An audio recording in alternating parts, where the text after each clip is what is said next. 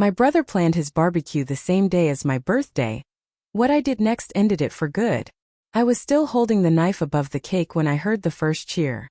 Not for me but for him. "Leo, you made it!" someone shouted across the fence, followed by applause, laughter, and the clinking of beer bottles. My grip tightened around the knife, knuckles whitening. The candles on my cake flickered from the sudden gust of voices. It was my backyard, my birthday. Yet the excitement wasn't for me. It was for my older brother. Leo strode in like he owned the place. Aviators on, grin wide, arms open as if greeting a crowd that belonged to him. People surged toward him, neighbors, cousins, even my friends. They abandoned the table where I stood frozen behind my untouched cake. My wife, Emily, slipped away from my side to greet him first. "Hey, you made it," she said, and her hug lingered 2 seconds too long. 2 seconds I noticed. 2 seconds that burned. The barbecue wasn't supposed to happen today. Leo planned it 2 blocks over, but when he heard I was hosting a small birthday dinner, he decided to merge the gatherings and relocate everyone to my place because I had the bigger yard. He didn't ask. He announced. I told myself it wasn't worth a scene. He's your brother. Let it go.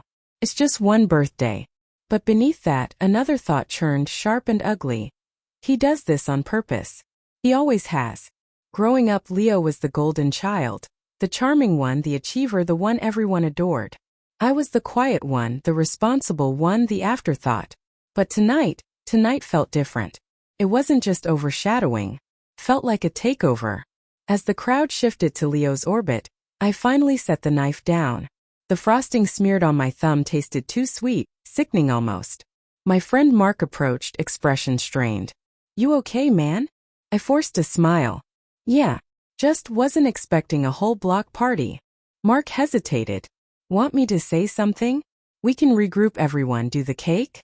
"Later," I murmured, though I didn't believe it. The moment was gone. Leo had swallowed it whole. From across the yard, I saw Emily laughing at something Leo whispered. She touched his arm the way she used to touch mine. A tiny gesture, but my chest tightened. "You're being paranoid," I told myself. "They're close. They've always gotten along. That's a good thing." But then she leaned in, whispering something back. Too familiar. Too intimate. Mark followed my gaze, brow furrowing. "You seeing what I'm seeing?" I swallowed.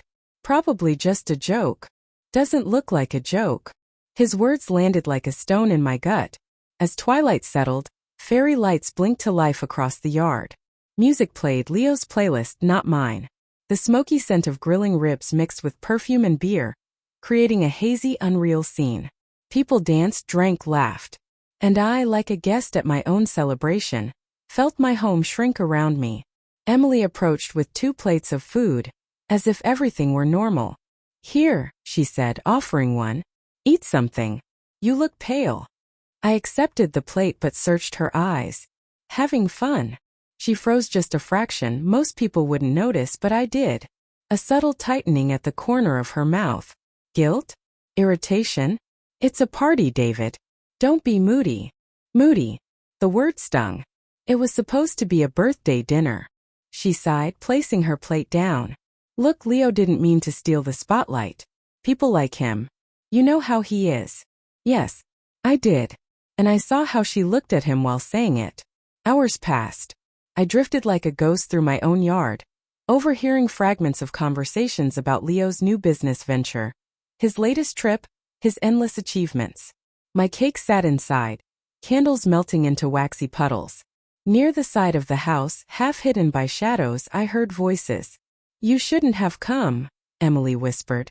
Leo's voice was low but firm. "You said you missed me. I thought this was what you wanted." My pulse thundered in my ears. "I said I missed the old US," Emily said. "Before all of this." "All of what?" Leo stepped closer. I could see their silhouettes now. "We can't keep pretending nothing happened," he said. "I know you feel it too." Emily's breath hitched. "Leo, please." David is right inside. Inside my ribcage, something cracked. I held still, breath locked in my throat. A million thoughts collided, denial, fury, heartbreak, the desperate wish to mishear what I'd heard. Leo's voice softened. "Leave him. We can finally be together." My vision blurred. Emily whispered, barely audible. Not tonight. He's already hurting. Already hurting. As if my pain were a background inconvenience. Something inside me shifted, from confusion to clarity, to resolve. I walked back toward the yard, each step strangely calm. 30 minutes later, Leo was at the grill, bragging about his secret rib marinade, like a celebrity chef. People cheered as he flipped slabs of meat, flames rising dramatically. I grabbed the mic connected to the patio speaker. A mic Leo set up for party announcements. The chatter dulled as I tapped it. Everyone, I said, voice carrying across the lawn. Before we continue, I'd like to share a birthday toast. Emily's eyes widened from across the yard. Leo turned, eyebrows raised. I forced a smile that felt like glass in my mouth. Today has been unforgettable. Truly. Soft laughter rippled. But birthdays aren't just about celebration. They're about reflection.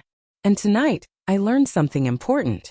I looked directly at my wife, then at my brother. Some people will take from you your joy, your spotlight, your trust, and still expect your gratitude. Confusion spread through the crowd. I've spent years living in someone else's shadow, I continued. But tonight, I'm done pretending. Emily stepped forward, voice trembling. David, please. No, I said, gentle but unyielding. You weren't wrong earlier, Emily. I am hurting. And now they should know why. Leo's mask slipped, the first crack of fear flickering in his eyes. I didn't yell. I didn't accuse.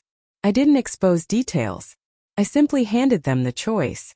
Leo, Emily, I'm stepping out of the shadow you both built. If you want to be together, you can be. I won't stand in the way anymore. But you will do it without the safety net of my silence. Gasps. Whispers. A beer bottle clinked to the ground. I placed my wedding ring, warm from my hand, on the table next to the untouched cake. Then to the stunned crowd I said quietly, "Oh, and for the record, this isn't a toast. It's a goodbye." And I walked out of my own party, my own home, leaving the two people who betrayed me standing center stage, exactly where they always wanted to be.